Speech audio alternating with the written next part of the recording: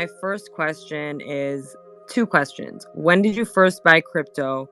And then what drew you to NFTs specifically?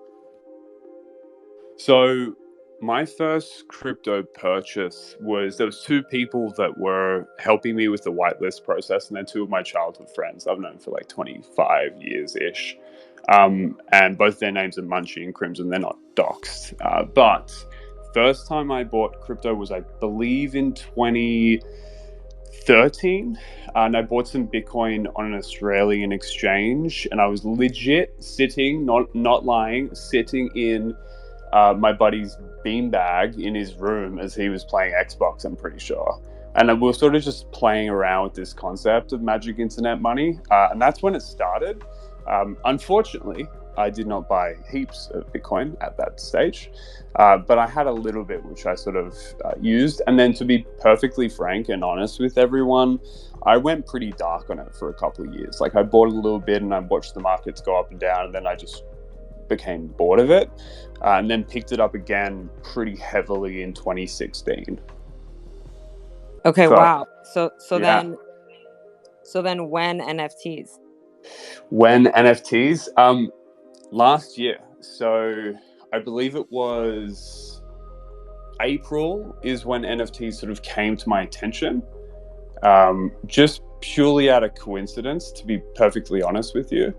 And then in May, I started looking at them properly, and no lie, like quite literally honest truth here, I started sending, I think it was late May, I started sending some photos of some Bored Apes to a few group chats that I'm in with some of my mates, and they all messaged me and they're like, what are you doing? What is that? Like, what are you being stupid? And they're like, how much is it? And I'm like, oh, it's like, a few thousand or whatever. And they were just like, what are you talking about? Like, you're crazy. So then, which was, I don't know, bad look for them now. But then I bought my first ape, and I think it was the 4th or 5th of June in 2021. And really never looked back since, to be perfectly honest. Well, I am so jealous, first of all. And something that I like that you said, I love when people call you crazy and then you're right. It almost makes it right. It almost makes me feel like it's the crazy ones that are the visionaries. Like, you have to be a little crazy, to see things, to be an innovator, to go against the grain, break the mold, all these things. So, I love that word for some reason. You have to be. You have to Yeah. be. Like, you quite literally have to be. Like, if you want to be, quote unquote normal, like, what's the definition of normal realistically? But if you want to be normal and do the same thing and go about your life in that way, then that's totally fine. And 99% of the population will do that. But it's the people that come up with the ideas that are seemingly crazy that are the ones sometimes that make things work. Like, being crazy isn't the key to, making it, quote unquote, or being successful at all. A lot of crazy people are just crazy. But some of us that are crazy enough to push things and push boundaries then eventually get to a different side of life that we didn't really know existed. So I feel like the whole craziness is really reflective of how we are all now in this NFT space. Like, every single person listening to this is quite literally a bit crazy. You're welcome. And I think it's the only way really to innovate, because you have to think outside the box. And if you don't, then we'll just all be the same. Oh, 100%. And when did you first realize that you were crazy enough to do your own project and that it would be this Psychedelics Anonymous? That's a good question. Truly, I feel like, like, I've always built businesses or organizations or tried things. I've done a bunch of different things in my life. Some of them didn't go super well. Like, I was sneaking out of my parents' house with like a family camera when I was 16 or 15, taking photos at parties and trying to make money that way. Like, I always did things that were a little bit different, which is funny. But I feel like after observing the NFT space for probably 3 months, after I got my ape, and then watching everything blow up, I was more intrigued in what I could do with the space, but I realized that I still needed to learn a lot, which is why I've stayed pretty silent. I realized quite quickly, in probably 2 months after I had my ape, that there's definitely an industry here. And I don't believe, at that time, I did not believe it was going away. And now I know for sure it's not going away. But I realized that having a platform, specifically in an NFT space, was going to be something that was going to give me value later on in my life, which is why I started, trying to message people on Twitter and sort of connect and reach out to people. Side note, if you aren't sending people messages in Twitter that you don't know, you need to start doing it. Because one of the ways I built my Twitter account was when I had my first tweet that went really well. I had I think it was 2,000 likes, and I had 4,500 followers at the time. And I woke up and I was like, holy shit, this is a lot of people. This is a lot of attention, more than I've ever had personally on a social media frontier. And I messaged every single person that retweeted that tweet.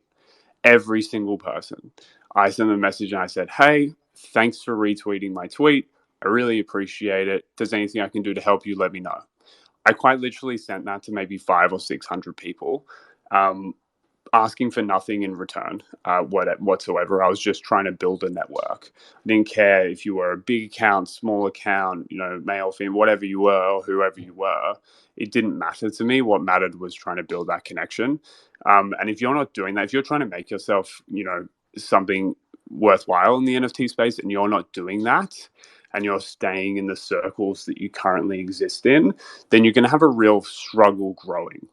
So I think that's probably the most important thing I would say to everyone here. The second thing, in terms of the project and when I wanted to, or when I realized I wanted to start my own project, is probably after watching hundreds of projects fail.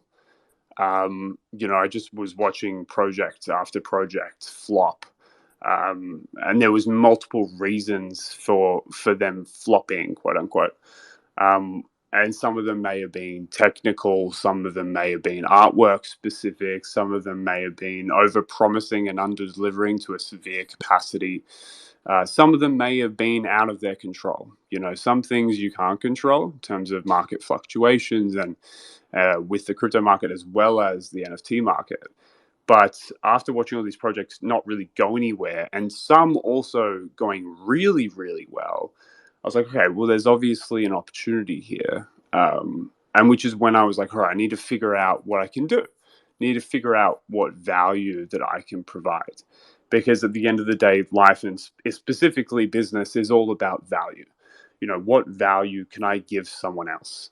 If I can't give value to someone, then there's no reason of me existing in a business sense, which is, a bit of hyperbole, but at the end of the day, it's true.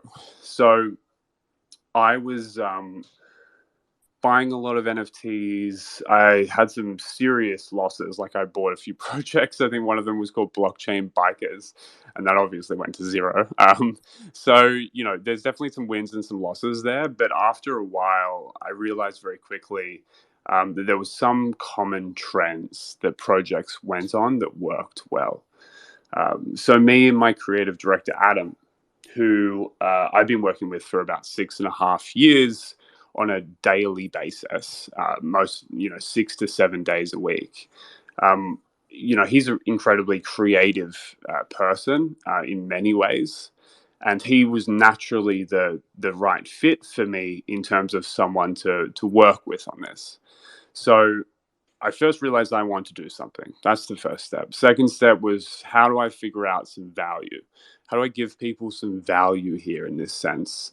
Third step was, who was I going to do it with? And once I filled those sort of items, it was then really down to planning. But I guess if you ask me, when or why did you realize that you wanted to have an NFT project or launch an NFT collection? I really don't think that question is super relevant, because for me, in my DNA, I always want to do the thing. Like, I've always wanted to do the thing. Doesn't matter what it is, I'll do it. So for me, there wasn't any decision as to when I decided I wanted to do something. The decisions were really based around how I do it instead of if I do it, if that makes sense. I love that. I love that answer. I want to go back to something that you said, which, Lewis, people ask for alpha all the time. And I feel like I feel like a lot, something that you just said very much is alpha, not in the way that we use that word traditionally, but when you said you individually messaged people that retweeted your tweet and you said thank you, meaning you went out of your way to express gratitude, that I think really is what made people feel connected to you. Like, these are the things that, I'm interviewing you so I can learn, so everyone else can learn. And that's what's so beautiful, that you went one by one and messaged people thanking them just for a retweet. I mean, that's insane. I've never retweeted anything that you've posted, to be fair, but I've never received a thank you for a retweet like that, unless it's like my close friend, not a stranger. So I just want to say the alpha here is, one, express gratitude, and two, talk to strangers. So love that. Moving on to the next question. Um, I do see a lot of poetry and what seems to be a spiritual outlook all over the project website. Are you a spiritual person on a spiritual journey? And if so, what does that look like? I would say that for me, spirituality is very unique as to who the person is and what sort of journey that they're on. Um, I wouldn't necessarily phrase myself as a super spiritual person. I don't have any, solid foundational beliefs. I don't not believe in anything either. For me, it's more about, I've been put here to do things, obviously, and I'm going to do them to the best of my ability, and I'm going to try and help as many people as I can throughout that process. So for me, from a spirituality perspective, I've obviously had, some struggles of mine throughout the years, like most people have. Basically, I'm sure 99% of the people in this spaces right now would actually feel the same way or agree with that. We all go through things, whether they're big or small in the perspective of others, but the most important thing is it meant a lot to you at the time. So for me, my journey, quote unquote, is really, I think, was discovering myself for a while, probably sort of 4 or 5 years ago in a major way, when I was a bit older. But then as I was a kid, I found it hard to figure out sort of who I was and what value I'm going to add to society or the people around me.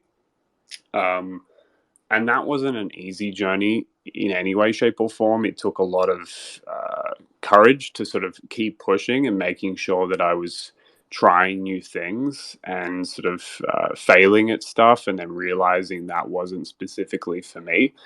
Um, so eventually, I got to a place where I felt quite secure and quite comfortable. From a life perspective, which I relate directly to a spirituality perspective. And then from that point where I felt like I was useful and meaningful for both myself and other people around me is when I felt quite sort of spiritually intertwined with my own sense of self or being. The spirituality that's derived from the website and the copy and the lore and the story is really about a picture we're trying to sort of paint, quote unquote, for everyone who's going on the Psychedelics Anonymous experience with us. The basis of being an anonymous really is that we're all the same. Like, everyone here is a different profile photo. We all have different NFTs. We all have different beliefs or thoughts or questions for society and as a whole, the sort of human race, really. But at the end of the day, we're all the same. Like, we are all the same. We're made up of the same parts. So the anonymous side from a spirituality perspective is that, we're all on our same journey, a different journey rather, but we're all on the journey nonetheless. Whether you believe in that or not, you are. You can't doubt that. And from a Psychedelics Anonymous perspective, there's lightness, there's darkness. This is part of being, it's part of existing.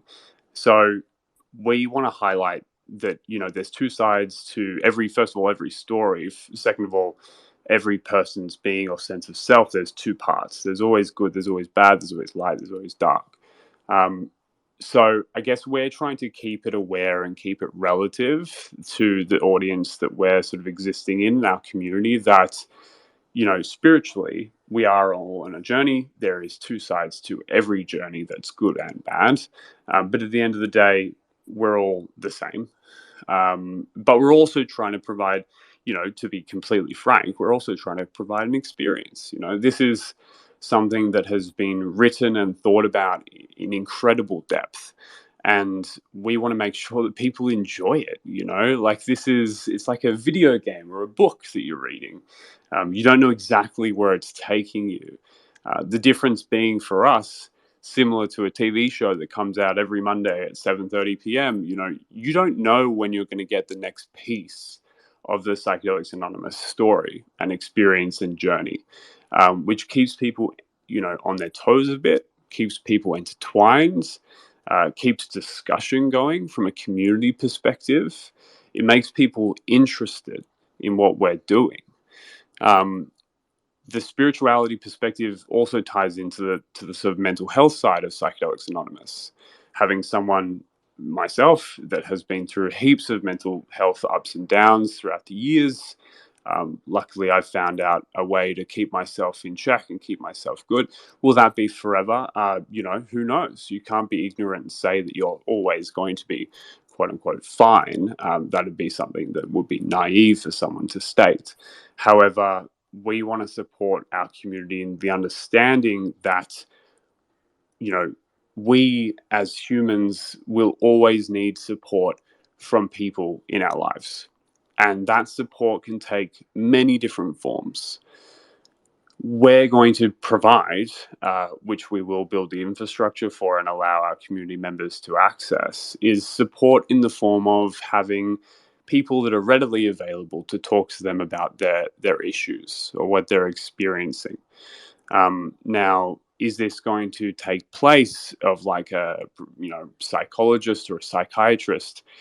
No, because we can't go to that level. There's a level of support that needs to be taken into account from a real psychological or medication standpoint. And we are at this stage not able to provide something like that. But what we can do is provide people a facility to talk to someone that's trained in talking to people about their issues or what they're experiencing. And we can provide that at no cost to our community. And hey, we might be able to provide that to other communities as well. So by providing that first layer of support is what people need to start opening up and seeking help.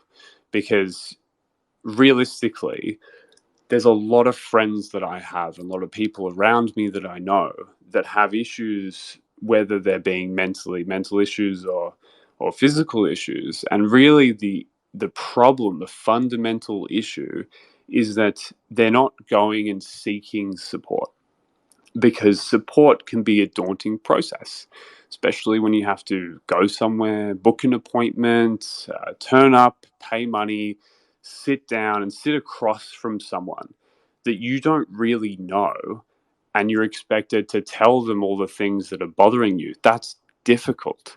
And that's something that I've done, and it was difficult for me. So, if we can allow people from all walks of life or all geographical locations, because the internet and also Web3 knows no bounds from a geographical perspective, we can provide a service where people can easily talk to support networks or support counselors at no cost, using the internet from the comfort of their couch, their bed, their home, wherever they are, or whatever they're doing. And that, I don't think, is going to be the level of service that some people are going to need. I think some people are going to need way more than that. But what it does do is it starts a conversation. And if a trained counselor is talking to this person and they go, hey, look, listen, it sounds like some of these issues probably aren't going to go away. in the next month, 2 months, 6 months, a year, it sounds like you're probably going to, really need some help and someone to guide you from a one-on-one in-person perspective. And then what we can do is facilitate that happening. Our counselors, our people, and our team can help walk these people through what they may experience, what they may encounter, so they can feel more comfortable. And at the end of the day, we can help people. So the spirituality side, in a long story short, is really something that I'm on. No, I don't pair it to something per se. Um, However, it's also a part of Psychedelics Anonymous and the foundation of which we're trying to build, allowing people to access help and also be encouraged to go find help. Because sometimes all someone needs is a third party, non biased person to say, hey, look, realistically, you do need some help. So let us help you get that help, first of all, and walk you through what that experience might be like. That's beautiful and that's so powerful. And I talk about mental health all the time. So I love this and I love your mission. Another thing that I saw on the Psychedelics Anonymous roadmap is I see you guys support organizations that provide psychedelic assisted therapy. And I've heard many success stories regarding this type of therapy. Can you explain just what it is? I know, we're not allowed to talk about certain things because we're not experts, but just what it is and what that means. For sure. So, in short, when I was sort of going through my life, especially as I was a teenager and I was, going through some ups and downs, there was a time in my life where some drugs or medication were prescribed and given to me by obviously a licensed professional to help me on my journey and to get me through some stuff. Things like there was Lexapro, Prozac, and there was another one which I've forgotten. The issue that I had as a teenager going through that was I experienced quite a lot of side effects to do with those medications. Now, side effects are really based upon personal experience and how your biological makeup reacts with what you are taking. We all know that, when we have too many drinks, some people get super happy, some people get angry, some people get sleepy. It's the same chemical foundation of alcohol that reacts to people differently when it's digested, similar to those of being drugs that are, antidepressants or medication that helps you with PTSD or anxiety or whatever it may be. There's always that level of side effect. Now, in order for a drug to be approved, there's pretty strict rationale, and I sort of know a bit of this because it's from a few of my other businesses. In order for a drug to be approved, it's always a sort of risk versus reward equation. There has to be sufficient risk of this person not taking this drug and has to be outweighed by the reward of them taking said drug. So for something like antidepressants, the risk is that this person is going to go, hurt themselves, do something stupid, make mistakes that are, permanent solutions to temporary problems. So when it comes to antidepressants, the reward is something of helping them sort of have stability and feel better and allow them to live their lives with normality. The issue with that is that some people experience side effects. Some people don't. I know probably 10 or 20 people that take antidepressants on a daily basis and they have no side effects whatsoever. And it's been something that's really helped them in their journey of getting in control with themselves. And they'll probably never, ever stop taking them because it's just part of their life now, similar to how I've figured out how to handle my stuff for, 4, 5, 6 years now. So when I was a kid and I was taking these, I had some side effects, as I said. And it sort of really impeded my journey on trying to sort of find myself and find my way in life. Now, for something like psychedelics, obviously, first and foremost, everyone who's here, and I know everyone's smart, but disclaimer, not telling anyone to go do anything, not telling anyone to go take anything. Always consult a medical professional, and always do your own research, both in NFTs and in your life. So making that perfectly clear.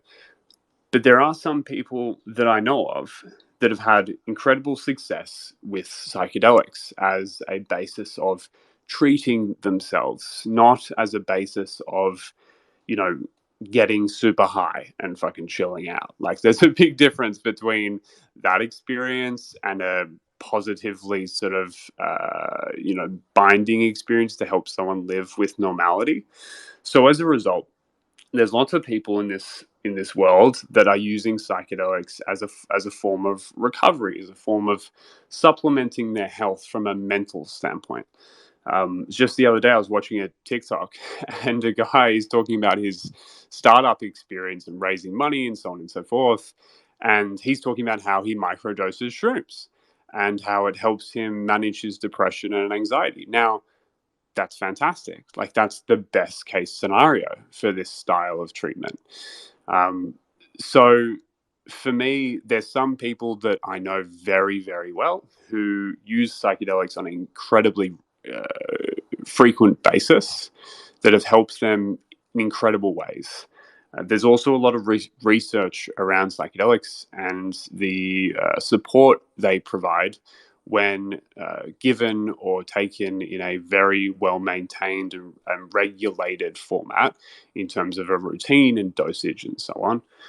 And it also has a lot of studies to show that it's a drug, not drug, it's a substance, I would more say, that helps people get over symptoms of depression, anxiety, PTSD, etc., almost instantaneously.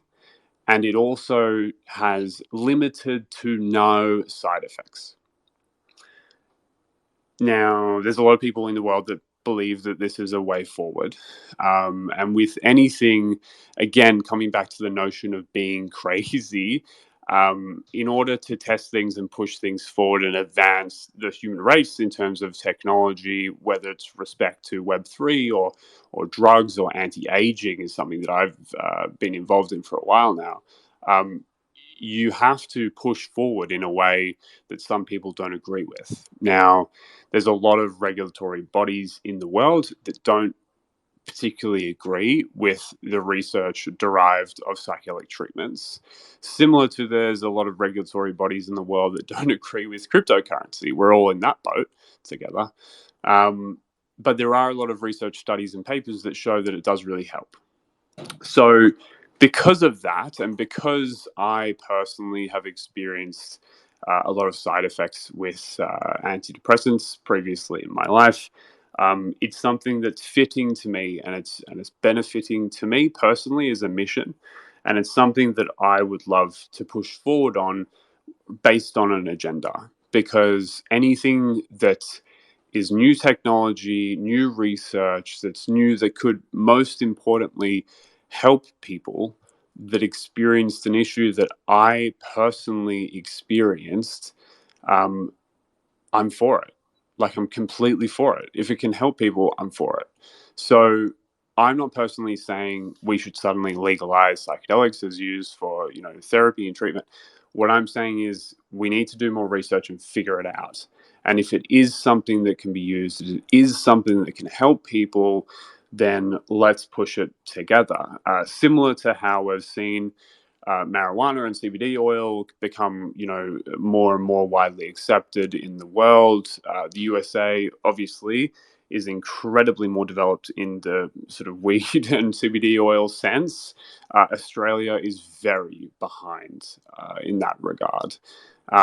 And I'm sure at some stage we'll catch up. We're just a small little island floating off the coast of budfuck nowhere, and we don't know what's going on generally when it comes to regulatory issues, when it comes to both medicine and financial regulations. So for me, this collection is about helping people, whether it's to do with mental support, whether it's to do with leading research in a way to treat people with these sort of symptoms. And what we've done is partner with a leading charity in the space, which is Mind Medicine Australia. And we're working with them to provide a lot of infrastructure around psychedelic treatments because, weirdly enough, in Australia, it is illegal to stop someone from trying to do something beneficial to them in a mental health sense. So if they're trying to do something that's a little bit illegal, but it's ultimately going to benefit them and their health and their well-being, you can't stop it, essentially. You can't say, no, you can't do that. So in Australia, it's perfectly legal to provide support to someone before they take psychedelics to prepare them as to what the experience is going to be like, how they're going to feel, their dosage, all these different bits and pieces that are involved. It's also then legal to help them during their treatment, and it's also legal to help them after their treatment. What is illegal in Australia is to say, you should go buy this and take this.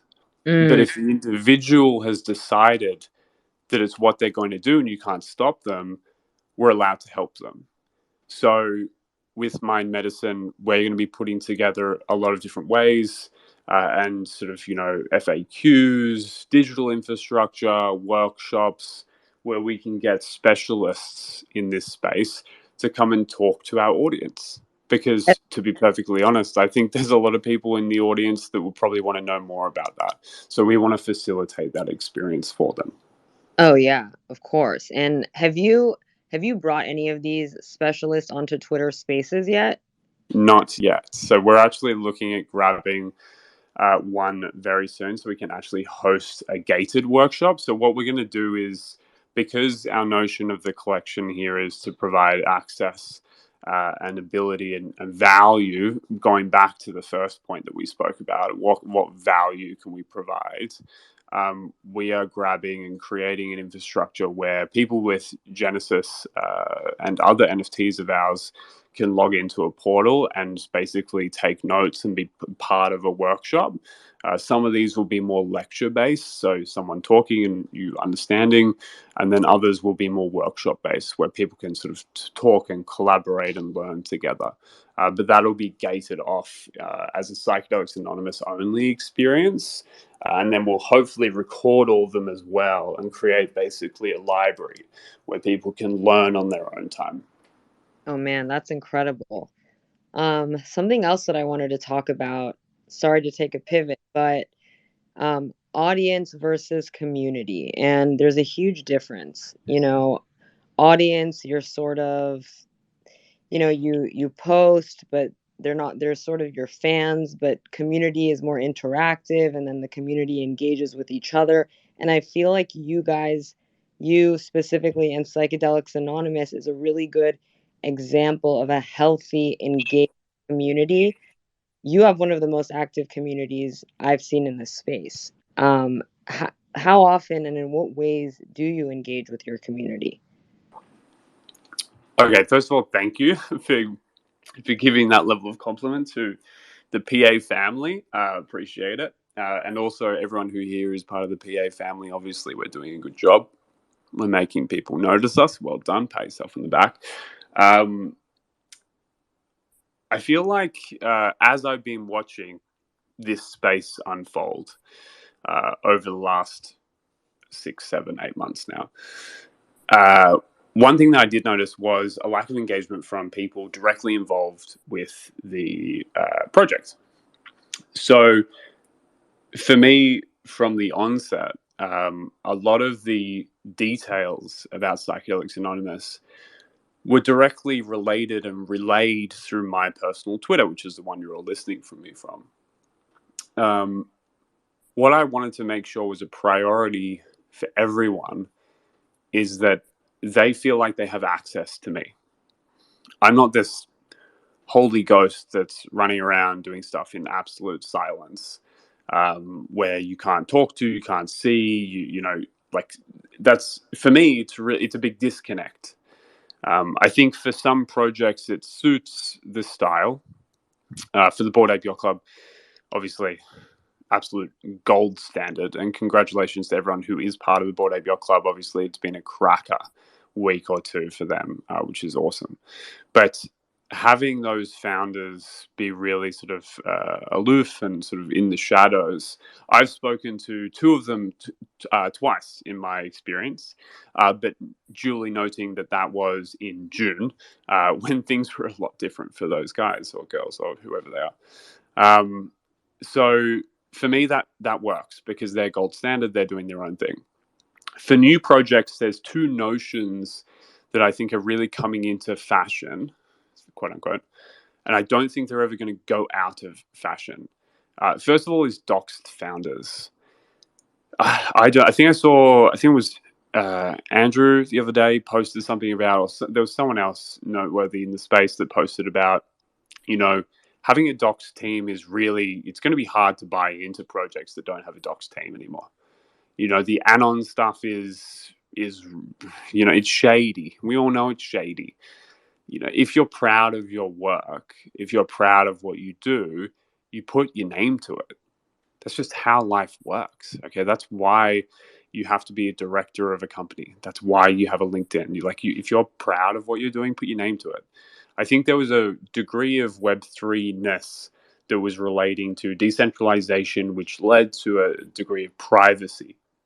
Now, I think privacy and decentralization sometimes get mixed. This is my opinion. A Web3 world for me doesn't necessarily relate to privacy in the form of no one knows my name, no one knows who I am, no one knows where I live in the country or whatever it may be. I don't think that's correct. I think Web3 for me really means the ability for people of all walks of life to do basically anything they want to on the internet without being, shut down, without being suppressed, without their thoughts or feelings being, left in the shadows or deleted or censored.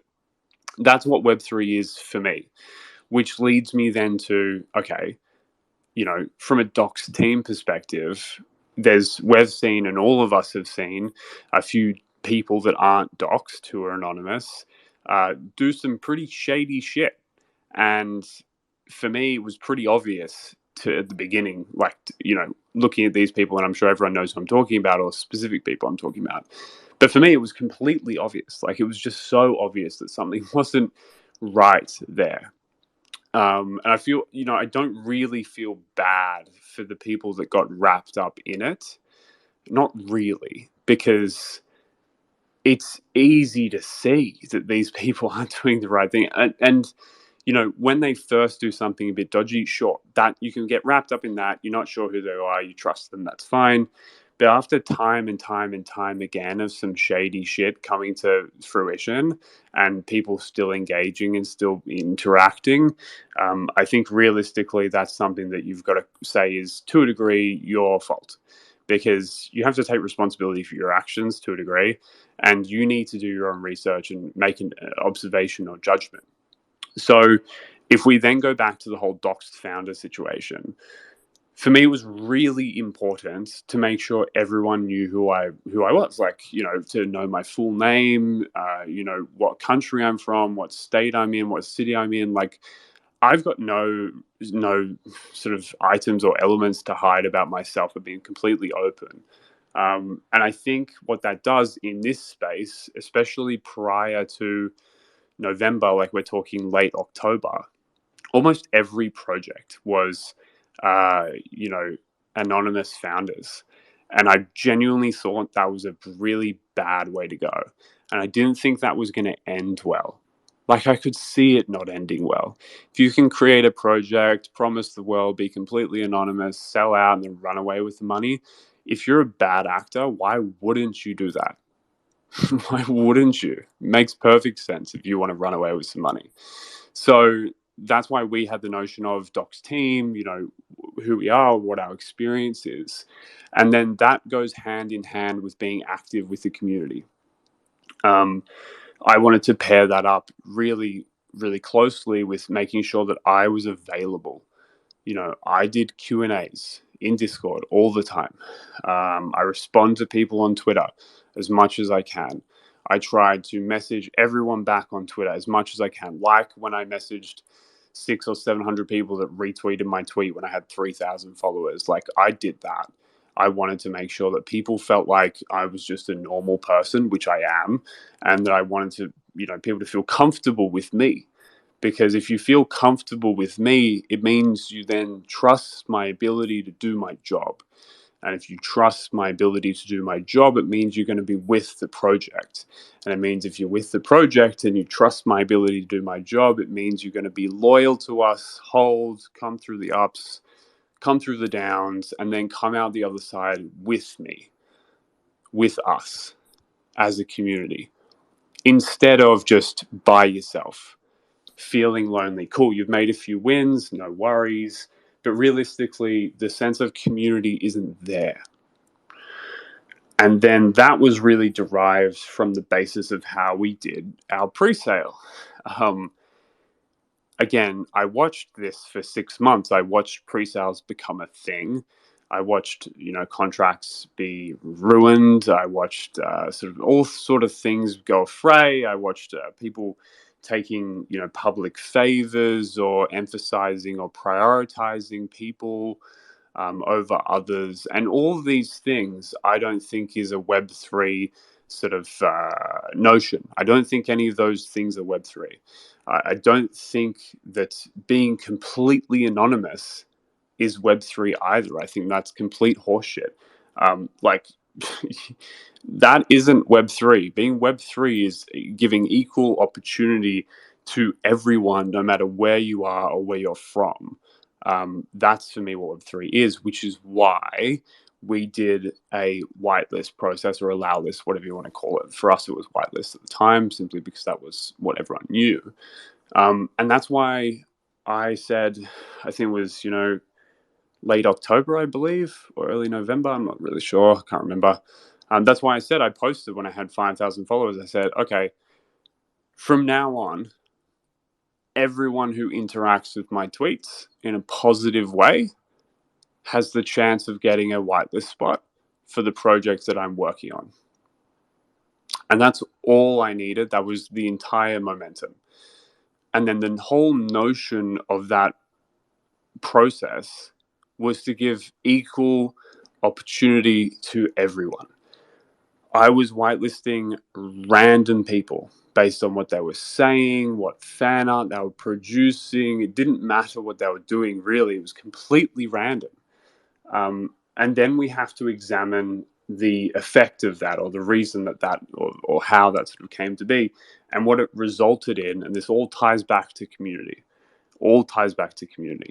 Because suddenly we had these people that were creating little short films, they were creating memes, they were doing puns, they were doing jokes, they were doing a million different things for the Psychedelics Anonymous community, and it was really a user-generated funnel of advertising. And then suddenly we're giving all these people that really deserved it a shot at our project. They had complete right to mint a full set of NFTs for us. And after that happened, the result was that we, first of all, had really high unique ownership, which is a really good statistic for NFT collections as a whole. And all you have to do is think about supply and demand when it comes to unique ownership. It's the basis of economics, which was great. That was fantastic. And that was always the goal. However, the secondary goal was that we were also giving unique benefit and unique chance to all these different people from all different walks of life to get in on the project. And as a result, after Mint, I had people messaging me. I had my mods being messaged and people going, hey, I made a meme. It was funny. I got a whitelist spot. I, paid 0.253 for the full set. I sold the full set for 1.6. I'm from wherever they were from, India, Philippines, like whatever country, America, it doesn't matter. But the result was these people were like, this changed my life. One person messaged and was like, I sold my full set and I'm thank you for the opportunity and I really appreciate it. That money that I now have for that full set is now going to help fund my life when I go to, I think it was Malaysia when they were having floods. and they were volunteering in Malaysia to help out people that were struck by a flood disaster. Like, that sort of stuff is really quite heartwarming. And the only reason they had the ability to do that was because we gave equal and random opportunity to everyone to actually participate. Now, the last and final point of this whole chain or effect is that we had people in our community that earned their spot to be there, and they spent a lot of time trying to get there, which means that they now tie an experience over a 1.5 month process that for a lot of people was relatively grueling. They tie that emotion to their NFTs. They see emotion when they look at their NFT because they remember that experience. And because of that, they are people in our community that are loyal, and they're people that are going to stick around for the long term. And that's what I wanted. We've all seen whitelist processes happen. And for everyone here, I'm sorry that your timelines are blown up with whitelist spots. I sort of did that. That's my bad. The point is that, when a whitelist process is done correctly, it means that your community is not only unique, however, there is a strong sense of trust and strong sense of being for everyone there. And while our Discord has, I think at the moment, 66,000 users, we've got 130,000 followers on Psychedelics Anonymous. I've got 130-ish thousand on my page. We may be small in respect to a lot of collections that are coming out at the moment, but holy shit, we're strong. Like, we are active. Our Discord is active. Everyone's here hanging out. Like, everyone's talking about game theory. Like, we're here together. And the only way you build that is over time and through an equal opportunity mechanism that gives people a sense of being and self. And I think that's what a lot of projects are missing. Yep. And I think everything that you just said, and I'm so happy that this is being recorded, because everyone that's trying to do a project right now or is trying to figure out, how do I build community? How do I get people engaged? How do I make people in the community feel like they matter? Feel like they're being given an equal opportunity. Everything that you said answers that question, just point after point. And not to keep giving you compliments, Lewis, but I see why, as someone who's been interviewing people for years now, I see why, people come to your spaces in such big numbers and stay the way they do. Everything you say, very intentional, very to the point. How to connect the dots, and that's truly a gift. So, I'm learning as I interview you, and that's all I could ask for. Thank you. Thank you. So, Appreciate it. of course. So, um, as you speak about community, it makes me think, what have you learned and enjoyed the most as you've gotten to know people within your community? Because I do also see sometimes you're retweeting powerful stories, or people are like, I joined, Psychedelics Anonymous because this and this happened, and this is why it means something to me. So, what have you sort of enjoyed, and what sticks out to you the most? I think when it comes to that specifically, it's very hard to pinpoint something where I can say that is something that I enjoy from a sort of a micro level. From a macro level, it's really just about a sense of being and a sense of self and a sense of not being really alone. A lot of people in this world feel super alone. People feel alone and they feel disconnected to their life and to what they're doing. When it comes to a community, and I personally, I wasn't really a fan of quote unquote communities before this whole NFT thing happened. But I really have sort of become a true believer, really, when it comes to a sense of people banding together with a mission in mind and a story in mind and a purpose. when I read all those tweets,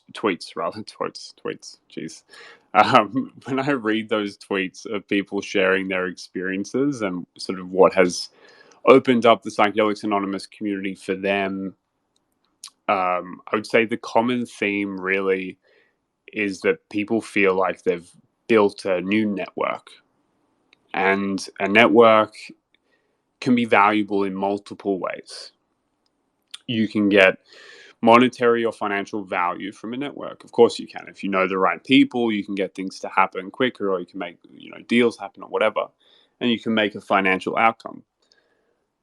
From a network, you can also make sort of a spiritual outcome by finding yourself in a sense of belonging, in a sense of purpose. And I think that's what a lot of people lack in this space, and in general, really, is a sense of purpose and being. Normally, that's because making friends in 2022 it's not easy. I have heaps of friends in my real life. However, the vast majority of them don't know anything about what I'm really doing. They're really confused as to why I've got a cartoon monkey as my profile photo on Instagram. Real confused. I've had a few messages about that. But, when you catch up with your friends in real life, sure, you talk about a lot of things that are pretty standard. Whatever the sort of gossip is, whatever the latest tea is, who's seeing who, what's happening, what's the latest bar or restaurant, all that sort of bullshit, right? But it's all so top level. So, I don't know, just doesn't really have have any real substance or purpose. I caught up with a friend of mine the other day, and a good friend of mine, and I worked with him a long time ago. But realistically, we're just talking about stuff we've done in the past. How's this going? How's the new job? What are you up to here? What did you do? Like, it's all so superficial. Like, it's to a degree, like, sure, we can get together, have a few beers, have a bit of a fucking wild time. But when it comes down to the conversation, it just feels so meaningless and so pointless. And I've been experiencing those conversations for years. Because a lot of the time, it is that level of superficial, how are you doing, what are you up to, how's the job, how's the kids, how's the family, whatever. It depends on what stage of life you're in. I definitely do not have kids. I can't even handle myself, let alone children. So you have to sort of understand those are the conversations generally that you have. What this world, and when I say world, I mean Twitter, and when I say Twitter, I mean NFT Twitter, is it provides a place for us to all band together based on a common principle or notion of existence, and also what we want to achieve in future. And most importantly, we can talk about the future together based on something that we're all interested in. We can talk about DeFi, we can talk about NFTs, we can talk about smart contracts, we can talk about how the world's going to change and shape itself in the next 5-10 years. The point is that all these people have the same common understanding or basis, or even if they don't specifically believe in what we believe, there might be a Bitcoin maxi, there might be an ETH maxi, there might be a Cardano maxi, there could be a Doodles maxi, a Cool Cat maxi, like it doesn't matter, right? But the notion is that we all have a fundamental principle of like, this is where we're heading in terms of the world and its development. So the most important thing from a community perspective that I've noticed is people have found an avenue to talk about the future with people that aren't going to judge them, then going to challenge them for sure, because we all have different perceptions of how the future will be. But it's a place where you feel accepted based on the principle of decentralization, Web3, and technology's existence moving forward. So that level of connection is really quite stimulating, right? Like you have a conversation with so many people. I talk to hundreds and hundreds of people a day. I always talk to new people. I always message I don't care who you are, I'll message you if I want to talk to you, right? And if I do that, we're all talking about realistically the same thing. which is this notion of existence of our future and what it holds and how technology is going to affect it and how we're going to adapt. And that is a conversation which we could all have for hours and hours and hours. And we'll continue to have it for hours and hours and hours. But it's something we're all truly interested in. Because when I catch up with people that I went to school with, when I went to, people I played basketball with, whatever, whoever you are, realistically, I can't talk about those things. It's not that I don't feel like I would be, accepted. It's that they're not on the same level of understanding that we are together. Right. And that's something from a Psychedelics Anonymous community perspective that I think everyone's getting value from. They're all talking to people that they believe in potentially psychedelics, being open about mental health, Web3, decentralization, NFTs, and the future of tech. And that is something that they're allowing to discover through Psychedelics Anonymous, which is invaluable in my opinion. Yes. And something that I liked that you said earlier about your definition of Web3 versus maybe the definition. I mean, this is still something we're building, but I really do like your definition of it. And the other thing that what you said reminded me of when you're talking about people having a sense of purpose and a sense of belonging, those two things are very important. In terms of belonging, it reminded me of this Brene Brown quote. Do you know her? I don't actually. Oh my God. Okay, well, you're gonna love this. So Brene Brown is like a shame and vulnerability researcher. She's amazing. Like she's someone that I would love to interview one day. Mm. Um, and her quote was, "Fitting in is about assessing a situation and becoming who you need to be accepted. Belonging, on the other hand, doesn't require us to change who we are.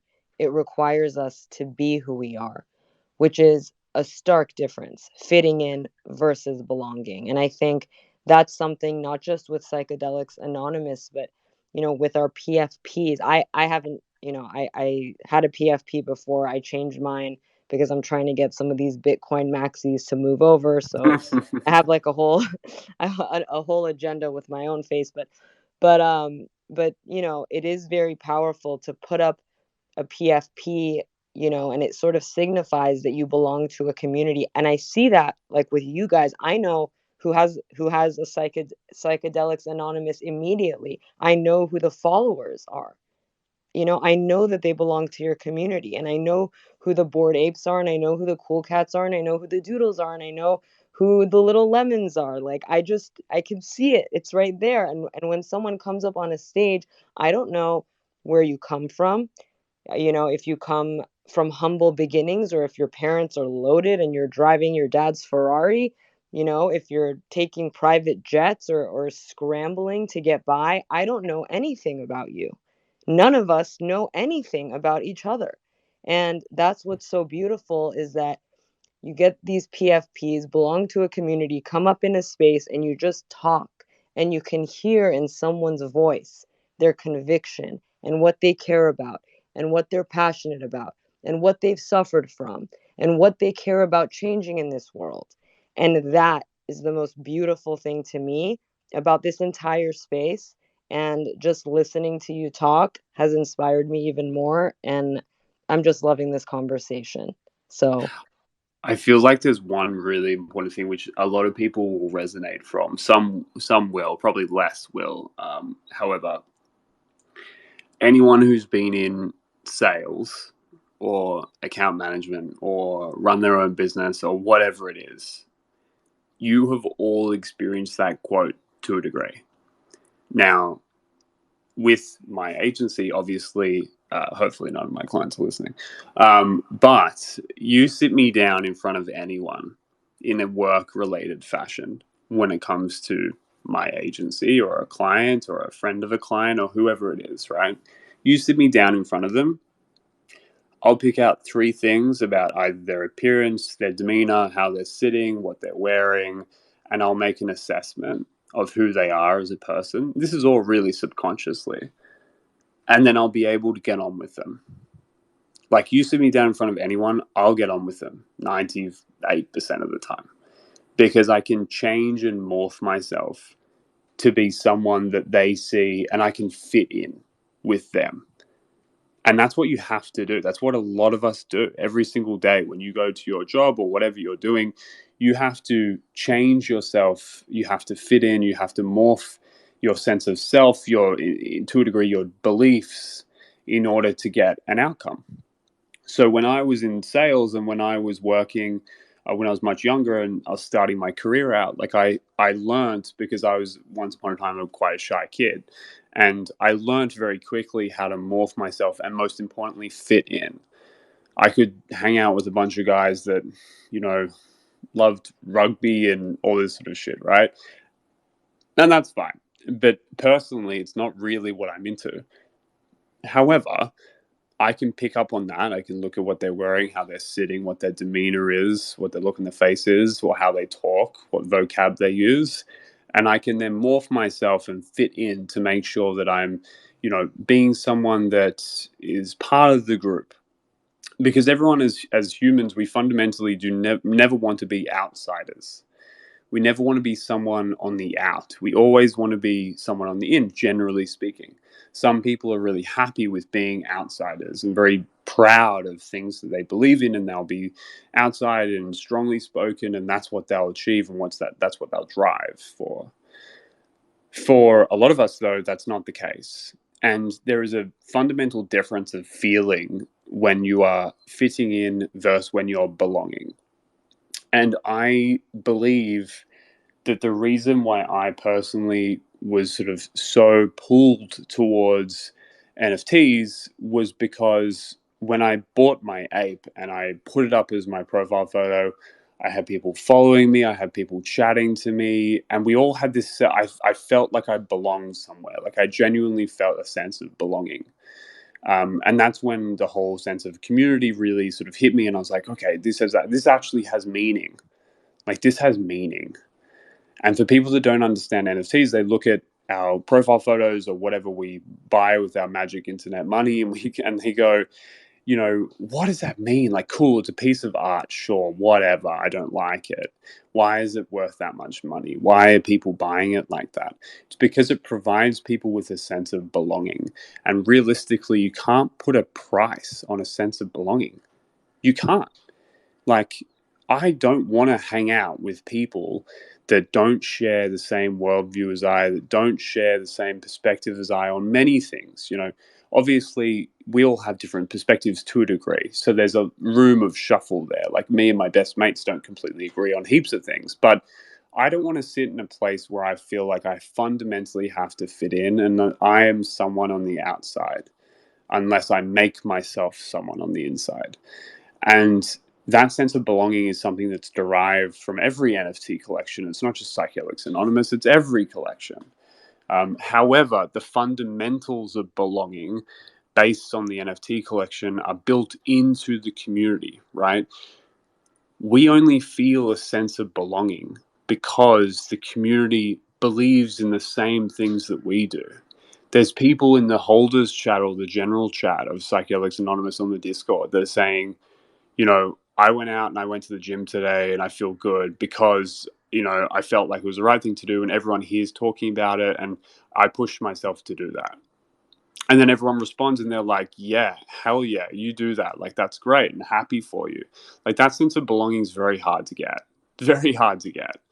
Yeah, I'm with you. I think it's funny. I think sometimes there are also social pressures, like, as a man, you feel, I mean, not you specifically, but I've heard from men, they feel, I need to show that I'm really successful to be accepted, or women, the pressure to feel attractive. Something that I love about Twitter, and I just want to put this out there, if any women are listening, I understand the pressure to feel attractive because I was so active on Instagram, and I would notice how much better and how much more frequent the engagement was if I was slightly more provocative.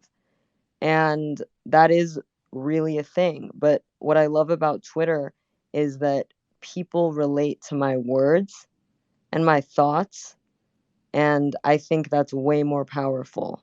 So just wanted to put that out there about Twitter because if I didn't have this, I'd be posting thirst traps all day on Instagram. Just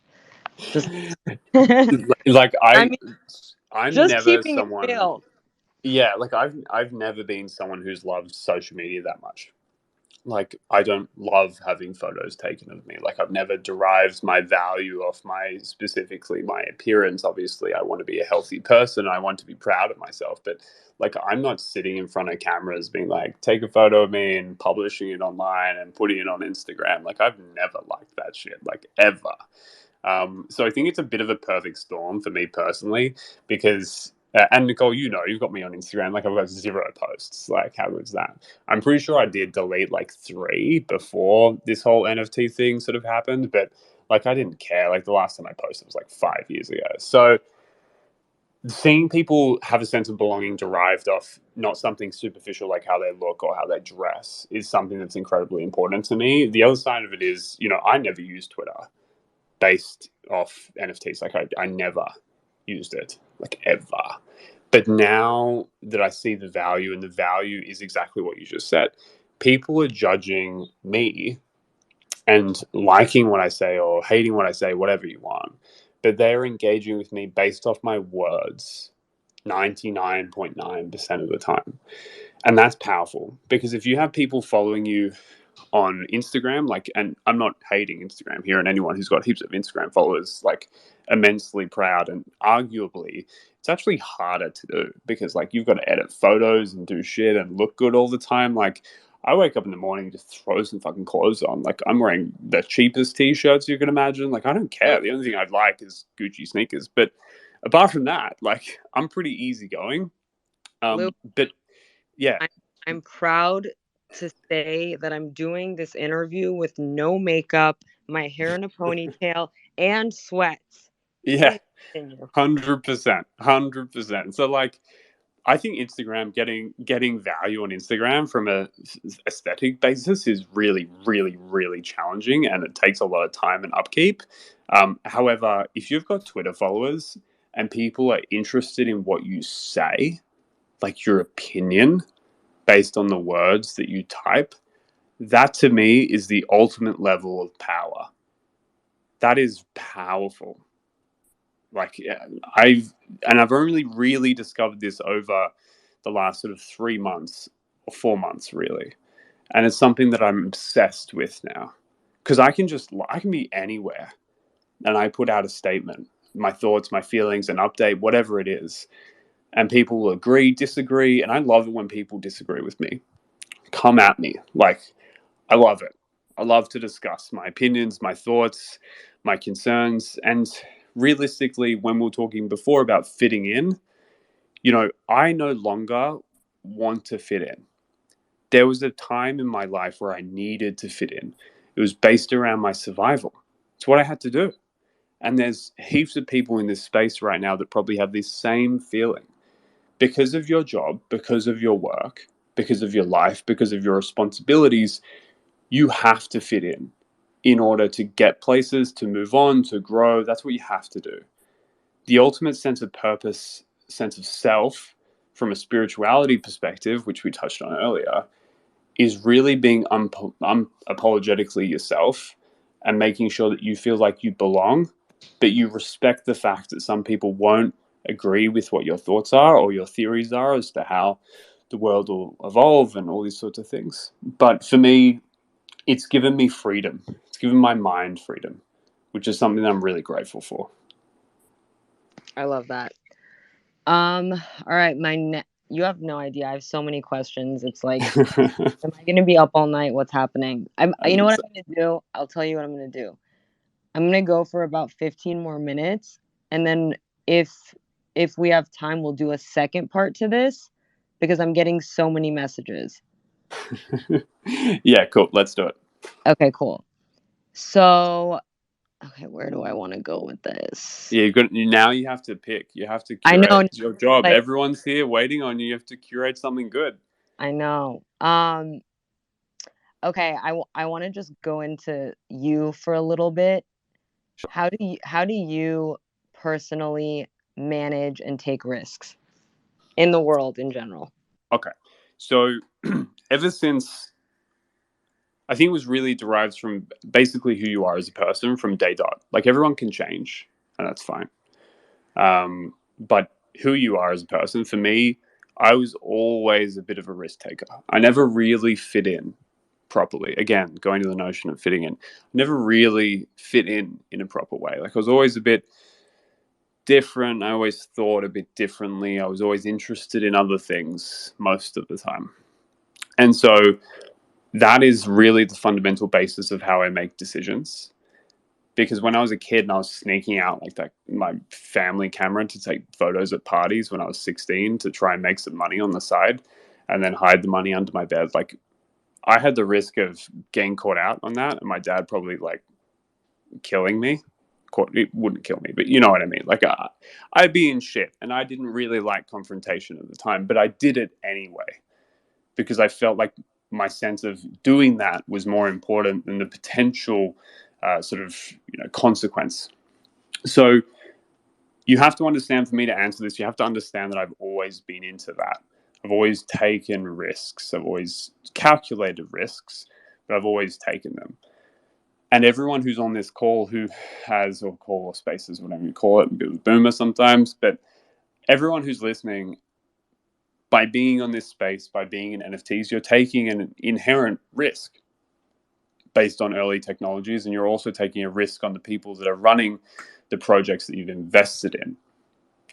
For me, I always weigh a lot of different things up in my mind based on risk and reward. And I look at what's the potential damage this could do to me, whether it's personally, financially, from an organization perspective, and then what's the reward here? If I do this quickly, if I move quickly here, what's the reward if I actually achieve what I need to achieve? So for me, it's a real risk balance. From a financial standpoint, I always knew that I was going to take risks and I was going to jump on deals and I was going to make things happen. And there's always a potential for those not to work out. And a few of them in my life, 100% did not work out. But I structured myself to be able to take failure in the sense of like a financial perspective. You can't put in finances or, assets that you don't have the ability or sort of the freedom to lose.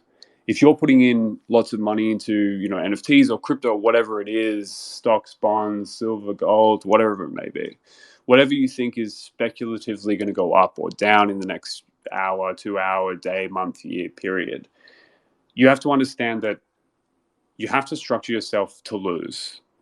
And you have to understand what losing is going to mean. So for me, to keep myself financially risk tolerant, I always look at, okay, if everything went to shit tomorrow, if the market hit zero, global recession, how am I personally structured from a risk standpoint? I own my house. There's not a lot of mortgage left on it. I've got cash reserves that'll feed me for 12 months in an absolute healthy way in case something happened. And I always have that in a separate account and I structure that risk. And I've got places to live. I've got cars that are, paid off and ready to go. Like I'm structured from a financial standpoint that if everything went badly, I would be okay. Now, that gives me the confidence to go and push and make risks and take risks rather. Like the amount of financial capital I deployed on creating Psychedelics Anonymous before we even made a cent, I was ready to take that risk. I was ready to lose all of it because it's a risk versus reward ratio and I've got a financial backup plan in case things don't go well. I've got a whole other business to look after. I've got that stability to be able to take that risk and move quickly, most importantly. So for me, that from a financial standpoint, I've always taken a lot of risk and a lot of the time it's paid off and my wins have always outweighed my losses. However, I have lost. Anyone who's taken real risk has always lost. So from a financial perspective, it's really about preparing yourself for a worst case scenario and making sure that you can rebuild over a period of 6 to 12 months. And also just don't do stupid things like spend your whole life on a credit card. It's never going to work out well. But hey, not a financial advisor. You do you. From a business perspective, I've always been in the sort of section that says, I'll ask for forgiveness before I ask for permission. A lot of the things in my career that I've done, I've just gone out of the gate and done it. It's times where clients, big clients, clients that are worth tens of billions of dollars that we have contracts with and that could really sue me into the ground. There was times where I had to make calls for them to make sure that things had the best outcome.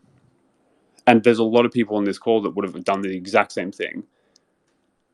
And you have to weigh up in your mind what call you are making, which thing you're going to do. And you have to understand the risk, and you have to understand what the potential negative consequence of that thing not going well could have on you. I will always look that up. I'll always bet on myself and my ability to execute. And I will always take risks. Because again, going back to the first 10 minutes where we were talking, you have to be a bit crazy to do anything that's interesting in this life. You have to. And everyone on this call who's listening is a bit crazy because we're all here. So from a business standpoint, you have to weigh up potentially what the negative consequence could be and make sure you understand what the reward could be at the end of the day. Because if you make a call and it's the right call and you trust your instinct and your gun to actually execute on that, then you execute it with perfection. And then the client learns at the end of the day, holy shit, you made that call without us, but oh my God, it went so well. Then suddenly they trust you way more than they did before because they suddenly trust you to make calls. The problem with business is that a lot of people at the top of the chain, the people leading the companies, running the companies, and this was the same with my dad when he had his, he trusted himself to make the calls, but he never got to the stage where he had someone under him where he truly believes in their ability to do a job better than him in a sense of making calls and running with decisions. So I think it's a real trust process that you have to understand, that you have to hire people that are good at their job to make a call. You can't do everything. So when it comes to risk, you manage risk from a financial standpoint and an operating standpoint, as long as you have a financial backup in case things don't go well. For the same exact reason why we liquidated, I think, 24 hours after our pre-sale began. We liquidated 750 Ethereum at I think it was 4,000 on average for over an OTC desk at $4,010 per ETH or something like that, or $4,100. And we did that because we calculated what the next 12 to 24 months look like. And we go, okay, we need the cash to pay tax. We need cash to pay GST liability at 4.7%. We need cash to produce everything that we need to produce over the next 24 months, pay for salaries, hire, and grow in case the market absolutely crashed and it all went to zero. But it will come back in a few years. And that's a direct example of us making a financial decision based on what the future could hold. And then from an operating standpoint, take risk, but you have to understand the consequences of that and what will happen. But I've always been, on the side of ask forgiveness before you ask for permission. I've always loved that too. All right. Here's my last question. It's a personal question and it's a hypothetical scenario. It's literally my favorite question to ask. When I was on Clubhouse, I would ask it all the time. So if you know me from there, you know this question. Okay. So people often have so much good advice and so many different messages. I mean, we've seen it here. Um, and I find that sometimes it's hard to organize in our heads which message is the most important to us on a soul level, or what problem in this world needs to be addressed urgently. So I came up with this scenario to help with that. So here it is. You win an Oscar for, I don't know, let's say a documentary about psychedelics. You get to the Yep. stage, you thank everyone, your parents, your family, God, the Psychedelics Anonymous NFT community. You have 1 minute left to speak. And then they're going to start playing that music to let you know you have to wrap it up. The world is watching. This is also being recorded for people to watch over and over again on YouTube, and there will be headlines. What's your message? What message is so important to you that you feel the whole world needs to hear it right now?